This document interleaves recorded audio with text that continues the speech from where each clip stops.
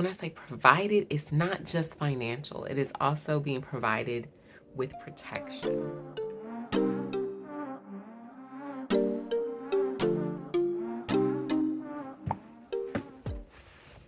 Tuning into your divine feminine energy will require quite a few things.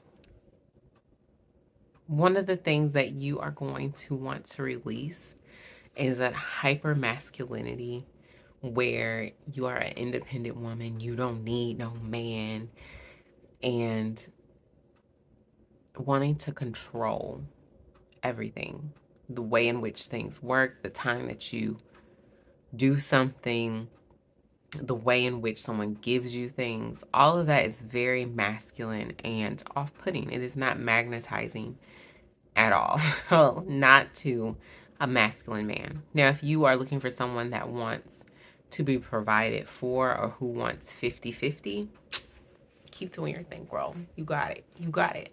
But if you are looking to be well provided for, well loved, and when I say provided, it's not just financial, it is also being provided with protection. Okay. If you know, you know. But if that is something that you're looking for, you're going to have to release the need to control. Because I have seen many women wanting to be in full control of themselves. And this has been pushed from the time we were little, right? But when you look at other cultures, you see how the father provides, he protects, he makes sure that his daughter gets married to a man who will continue to provide for her versus we're going to figure this out. You know what I mean? It is more so I'm taking care of my daughter so that she can be taken care of. Okay? Follow me. Follow me. So when you are looking for a man, you want to have a man who you would love for your daughter to have as a father. And I'm saying this as a daughter who had a very interesting relationship with my own dad. You know what I mean? So when I chose my husband, I wanted to make sure that the man that I was choosing was someone that I felt safe with, that I felt protected by, and that my daughter would feel protected by and know that she will always be daddy's little girl, right? Because the daddy-daughter relationship is different than the wife-husband relationship, just as the mother-son relationship is different. Now, one of the things that I have seen a lot is how women say that their husbands are like their children. This is my ex-child, even though they only have one less in that equation. And they talk about how the worst behaving child that they have is their mother-in-law's, who is their husband. And that is so disrespectful.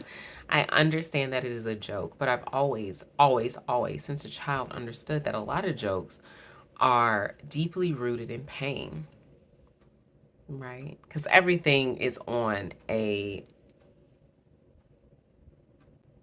spectrum. Everything is on a spectrum, right? Love, hate, pain, funny, right? Everything is on a spectrum. And so when we are looking at these relationships, my question always is, are you leaning back out of your yang, or what people like to consider as masculine energy, so that he can stand in it? Or are you always going behind him after he does something that you asked him to do to fix it, because no one can do it like you, right? Are you taking his guidance and his advice that you are asking for and utilizing it? How are you coming into conversations? Are you just going in and wanting to vent? And are you expressing this prior to? Because when you speak to a man, they're going to come up with a solution, because they don't want to see you in pain. They don't want to see you in hardship. They want you to be in your soft girl era. Most masculine men want you to be in your soft girl era. So if you are venting to them and they're giving you solutions, and you just need to vent without expressing that, that is coming off as being disrespectful. Like, I don't know how else to put that right now, but it's coming off as disrespectful, as you are not appreciating who he is and his masculinity. Another thing, when it comes to the relationship of viewing your husband as your child, if you are mothering him and wanting to bicker at him because he's not coming in at a certain time or X, Y, and Z, you are putting yourself in a situation where you are going to need to provide for yourself, because sons, in this dynamic, sons do not provide for their mothers. If anything, they will hide things from their mothers so that they can continue to go have fun. Versus your husband being honest with you and telling you, like, hey, this is what I'm doing.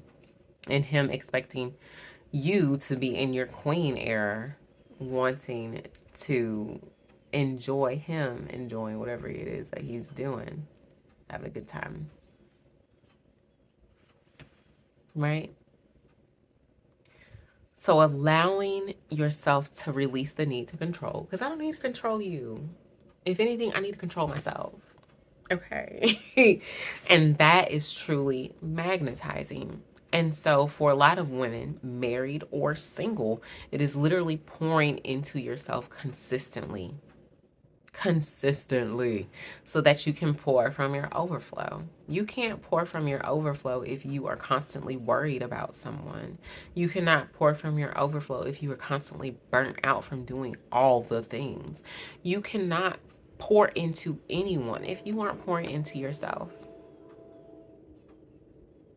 That's like taking advice on how to become a millionaire from someone who is not a millionaire, who does not have the capacity, the experience, or the knowledge to give you that type of advice. So when it comes to communicating with your husband, the biggest question that I have is, what are you doing for you? The root of it is, what are you doing for you? Because you wouldn't be bickering at him about him going out and having fun if you had filled your cup by doing something fun that you enjoyed, that you wanted to do, right? Go have fun. Go live your life.